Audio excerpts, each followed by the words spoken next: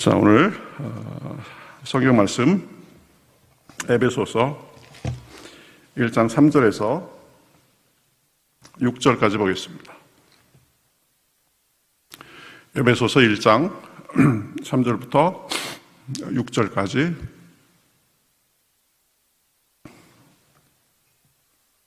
다 표시해 놓으셨죠? 이제 딱 피면 나오죠? 자, 에베소 1장 3절부터 6절까지 저하고 여러분이 한 절씩 교독하겠습니다. 찬송하리로다. 하나님 곧 우리 주 예수 그리스도의 아버지께서 그리스도 안에서 하늘에 속한 모든 신령한 복을 우리에게 주시되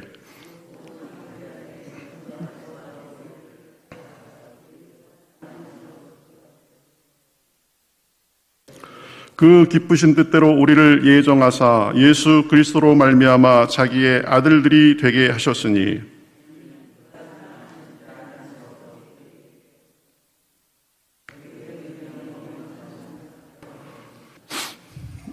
아멘.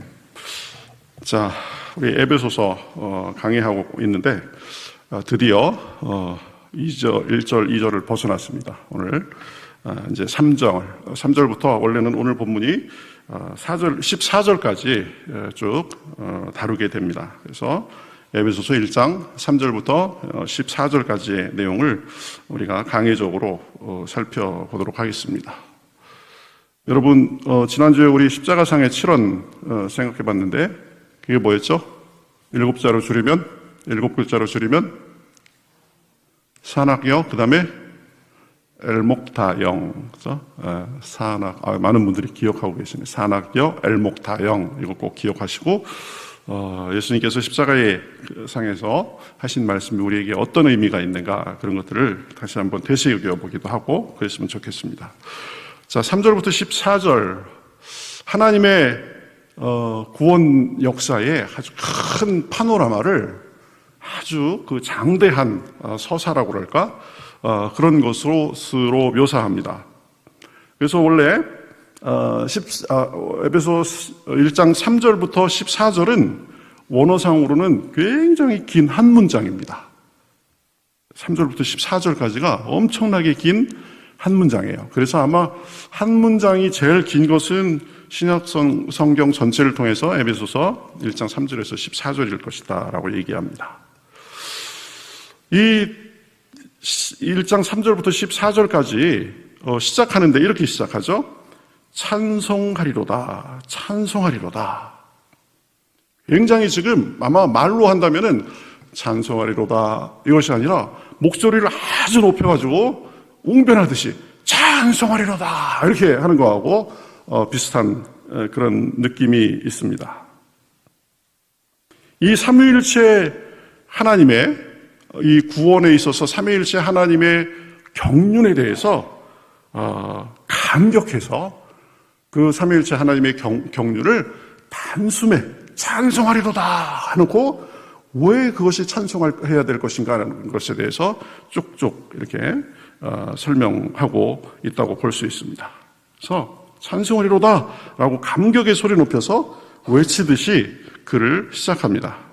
우리 구원을 위한 삼위일체 하나님의 경륜과 목적 등을 생각하니까 도저히 그 밍숭맹숭하게 이렇게 표현이 안 되는 것이고 마음속에 그냥 벅찬 감격이 치밀어 오르는 것이죠. 그러면서 바울은 구원의 경륜에 있어서 삼위일체 하나님의 역할을 말합니다. 우리가 구원받았다라는 것은 창세 이전부터 시작된 삼위일체 하나님의 아주 역사적 경륜의 합작품이다라는 것입니다. 그래서 삼위일체 하면 성부 하나님, 성자 하나님, 성령 하나님 이렇게 말하는데 그러면 이 오늘 본문에서 나타난 그 각 위격의 하나님께서 어떤 역할을 했는지 본문을 중심으로 좀 살펴보도록 하겠습니다. 자, 성부 하나님은 우리 구원에서 무슨 역할을 했는가? 4절에 보면 이렇게 말씀하시죠. 곧 창세전에 그리스도 안에서 우리를 택하사 그럽니다. 창세전에 우리를 택했다. 그 다음에 5절에 보면 그 기쁘신 뜻대로 우리를 예정하사 그럽니다. 하나님께서 구원을 위한 행동을 하셨는데 그것은 우리를 택하시고 우리의 구원을 예정하신 것입니다. 그 예정과 택하심의 시점은 언제냐? 창세 전이다. 이 세상이 만들어지기 전부터다. 하나님은 이 세상이 만들어지기 전부터 우리 구원에 대한 확실한 계획을 갖고 계셨다라는 것이죠. 어쩌다가 그냥 마지못해 우연히 할 수 없이 우리를 구원하고자 한 게 아닙니다. 전지전능한 하나님께서 천지를 지으시기 전부터 우리를 택하시고 예정하셨다라는 것입니다. 우리에게 시간이 있지 하나님께는 시간도 한눈에 볼 수 있는 겁니다. 그죠? 영원 전부터 영원 후까지가 하나님께는 한눈에 보이시는 거예요. 그래서 창세 전이라는 그 영원 전의 시점에 창세 후에 있어질 사람의 타락과 이 어두움에 대해서 미리 보시고 그것으로부터 구원하고자 우리를 예정하시고 택하셨다라는 것입니다. 그래서 하나님께서 우리를 예정하셨다, 하나님께서 우리를 택해 주셨다, 이런 표현을 많이 쓰는데, 택하시고 예정하셨다라고 할 때 기독교 우리 신학에서 크게 두 개 정도의 예정에 관한 관점이 있습니다. 하나는 켈빈주의고 하나는 웨슬레주의입니다. 이 예정에 있어서는 성경에서도 조금 이렇게 다른 각도로 묘사하고 이런 부분이 있어서 한마디로 얘기하기가 좀 쉽지 않은 그런 면이 있어요. 근데 켈빈주의에서는 뭐라고 그러냐? 하나님께서 우리를 택하시고 예정해 주셨는데 그건 하나님께서 자신의 절대적인 주권에 따라서 우리의 행동이나 이런 거에 전혀 상관없이 하나님께서 구원하고 싶은 자를 구원하시고 구원받지 못하게 하고 싶은 자를 구원받지 못하게 하시고 하나님께서 절대적으로 예정하셨다. 그래서 절대 예정 그럽니다. 절대 예정.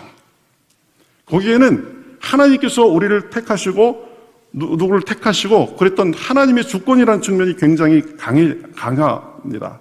그래서 어떤 택함 받은 사람은 구원받고 택함 받지 못한 사람은 구원받지 못하고 이것이 하나님께서 하나님의 뜻대로 결정하셨다. 절대 예정. 또 이중 예정이라고도 합니다. 이중 예정.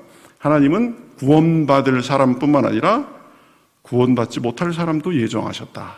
구원받을 자 따로, 구원받지 못할 자 따로. 그래서 켈빈주의에서는 절대 예정, 이중 예정 그럽니다. 웨슬레주의에서는 우리 감리교 웨슬레주의에서는 조금 다르게 얘기합니다.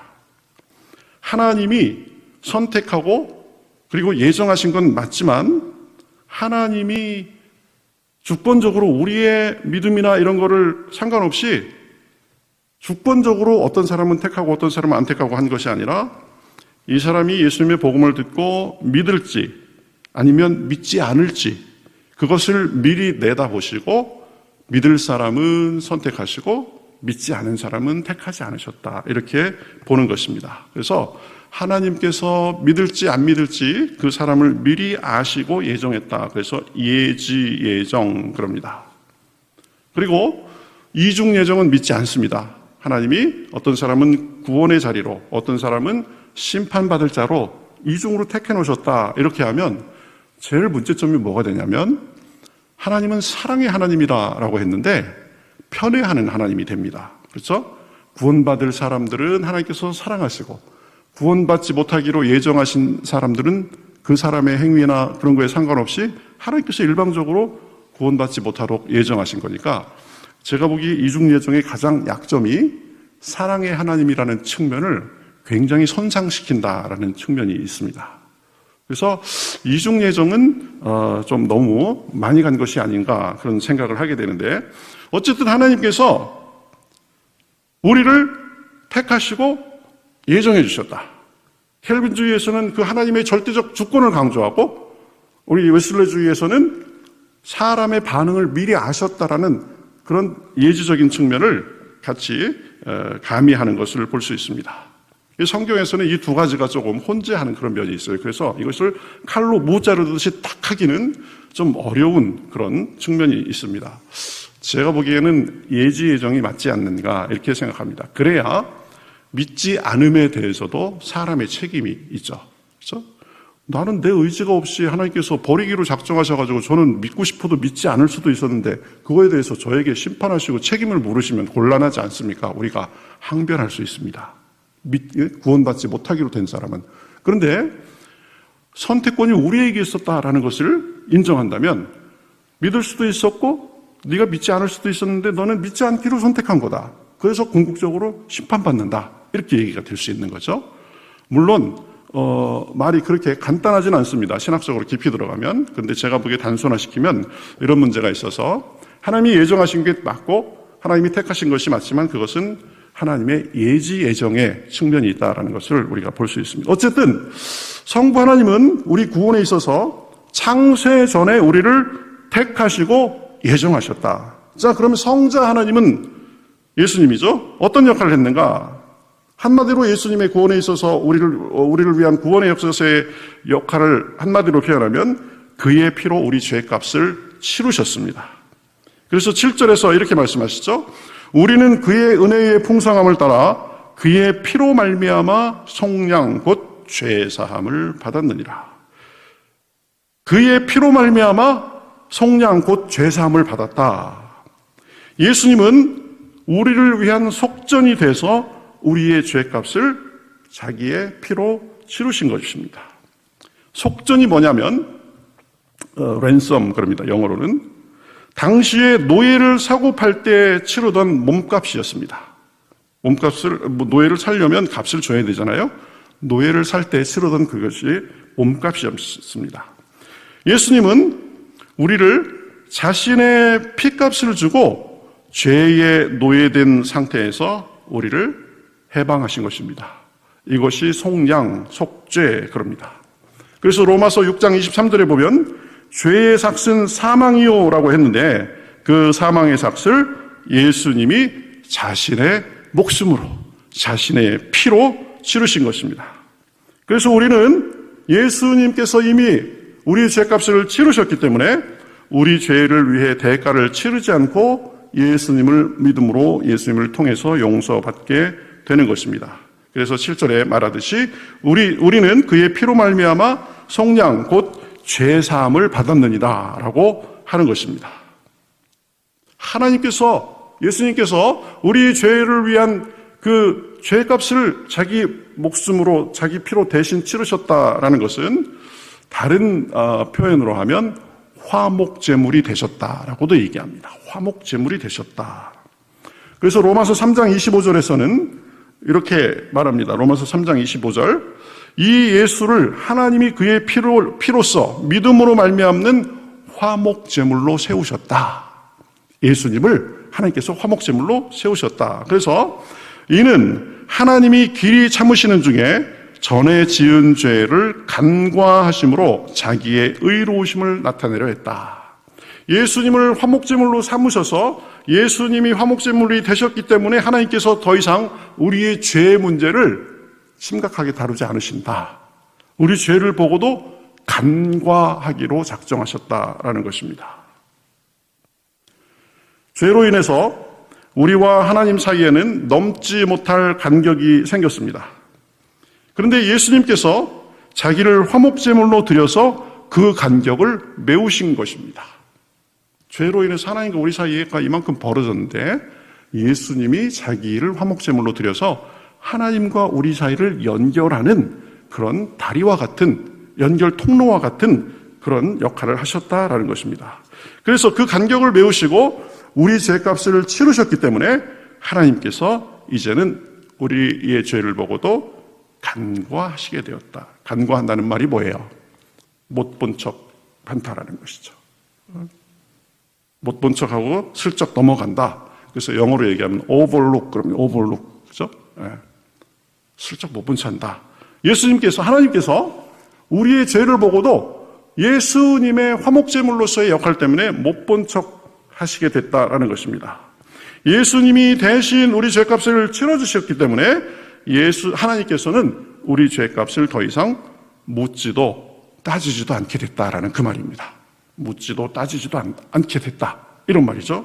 그래서 우리가 예수님의 피값으로 인해서 하나님과 불편한 관계였고 하나님과 불화한 관계였고 심지어는 하나님과 원수된 관계였지만 5절에서 보면 하나님의 아들들이 되게 하셨다라고 말합니다. 하나님은 창세전에 우리의 구원을 예정하셨습니다. 예수님은 이 땅에 오셔서 하나님과 우리 사이에 벌어진 간격을 화목제물이 되셔서 간격을 메우셨습니다. 그래서 우리가 더 이상 하나님과 불화한 관계가 아니라 서먹한 관계가 아니라 하나님의 자녀가 되는 길을 열어주셨습니다. 그래서 누구든지 예수님을 믿으면 하나님의 자녀가 되는 것이죠. 자, 그럼 성령님께서는 무슨 역할을 하셨는가? 우리를 인치셨다라고 말하고 있습니다. 인치셨다. 우리 13절에 보면 마지막 줄에 이렇게 얘기합니다. 그 안에서 또한 믿어 약속의 성령으로 인치심을 받았으니. 여러분, 인침을 받는다라는 것이 무엇입니까? 우리 옛날에 한국에서도 그랬었죠. 요즘에도 그런지 모르겠지만 불로 이렇게 쇠를 불로 열을 가해가지고 그거로 소의 이마나 엉덩이나 이런 데 불로 지지는 거죠. 낙인 찍는다 그러죠. 낙인. 그것을 인치심이다라고 여기 우리 한국 말 성경에는 그렇게 얘기한 것입니다. 낙인 찍는다는 게 뭐예요? 이것은 누구의 소유다라는 것을 거기에 표시해 놓는 거죠. 불로 지지기 때문에 지울 수도 없습니다. 그렇죠? 바로 성령님께서 우리를 인치시고 우리가 하나님의 자녀인 것을 나타내 준다라는 것을 의미합니다. 성령님은 그래서 구원의 역할에서 우리의 구원을 확인해 주시고 우리의 구원을 영속화하시고 우리가 누구인가에 대해서 말해주는 역할을 한다라는 것이죠. 그래서 성령님께서 우리 안에 계시다라는 것은 우리가 하나님의 자녀다라는 표식이 되는 것입니다. 그러니까 하나님께서 우리에게 성령을 주셨다라는 것은 다른 말로 얘기하면 하나님이 우리를 하나님의 소유로 삼으셨다라는 것에 가장 강력한 증거가 된다라는 것입니다. 또 성령님의 역할은 첫 열매로서 우리 구원의 보증이 되신다. 궁극적 구원의 보증이 되신다. 그런 말씀도 로마서에 하는데 어쨌든 지금 우리 에베소서에 나타난 성령님의 역할은 인치심, 우리가 하나님의 소유다라는 것을 인치시고 낙인 찍으셨다라는 것입니다. 자, 우리는 믿음으로 하나님의 자녀가 됩니다. 그것을 구원받는다라고 얘기하죠. 구원에 있어서 하나님은 창세전에 우리를 택하시고 우리의 구원을 예정하셨습니다.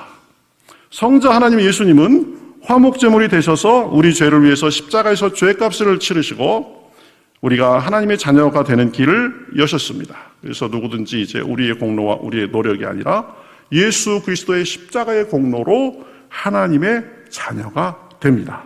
성령 하나님께서는 우리가 예수님을 믿음으로 하나님의 자녀가 되었다라는 사실을 확인해 주고 우리가 하나님의 소유다라는 것을 인치셨다라고 말합니다. 우리가 하나님의 자녀라고 낙인을 찍은 거죠.